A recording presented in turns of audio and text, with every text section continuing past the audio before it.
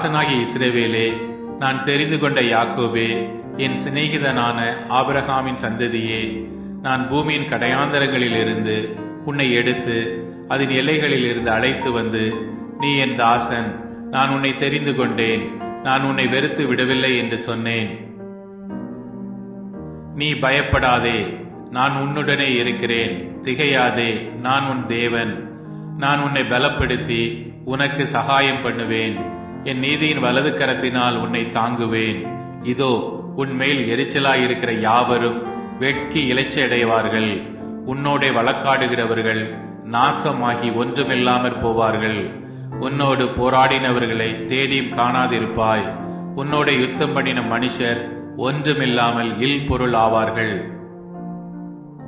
உன் தேவனாயிருக்கிற கர்த்தராகிய நான் உன் வலது கையை பிடித்து பயப்படாதே, நான் உனக்கு துணை நிற்கிறேன் என்று சொல்லுகிறேன்.